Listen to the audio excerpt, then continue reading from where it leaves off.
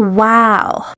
Ito na naman si Mama Sinyo guys. Samahan niyo ako sa aking Sunday or Easter Sunday na gawain today. So, hindi po to usual guys. So, naisipan lang natin after tayo magsimba dahil nga po, wala na tayong magamit sa bahay. So, naisipan natin magpunta sa grocery. So, ayan po ang ating cameraman or camera girl dyan. Nako, ang dami-dami naman kukunan. Tiyan pa talaga ni Mama ang talagang ipofocus niya. So, ayun.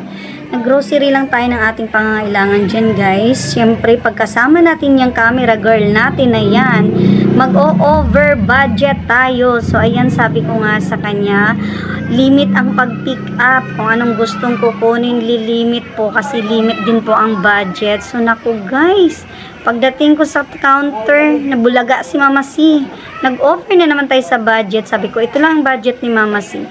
Pagdating sa counter, my gosh, ang laki na aking dinagdag sa aming budget, guys. So, ayun, wala tayong choice pag talagang itong aking dalaginding ang aking kasama. Nako, talaga, hindi mapipigilan ang kamay niya sa kakadampot. Sabi ko, ang kukunin lang niya ay kanyang mga babaunin sa school or yung pangangailangan niya sa bahay. Abay, syempre, si Mama Simo, ano lang bang kailangan is yung pang-washing, pang-kusina. Alam niyo naman yung ganyan. Pag mother talaga kayo, yun lang kailangan nyo sa grocery. Ayan, mga panglinis, pang-sanitize, ayun, mga ganyan lang ating kailangan, guys. Pero, etong aking babaita, nako, talaga naman, ang dami-daming hinaisip at nakita niyang dinampot, kaya nag-overbag tayo, guys.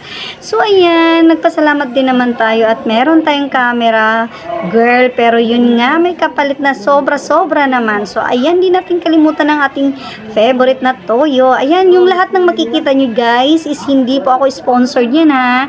Pakita ko lang sa inyo, yan lang talaga yung mga uses ko everyday at yung mga brand na ginagamit ko. Pero hindi po talaga ako hindi po ako promoters niyan. So, ayan, pinakuha ko pa ng isang card ang aking dalaginding dahil nga kulang kami ng aming lagayan kasi nagdadagdag pa siya ng kanyang bibilhin. Nako, di mo matanggihan naman, guys. So, ayan, naisip ko, punta na kami ng counter. Baka mapunta pa kung saan at mapadami pa ating dampot. So, ayan, thank you so much, guys, sa support. Thank you sa pagmamahal nyo sa akin at patuloy na pag-support. I love you, guys. Bye!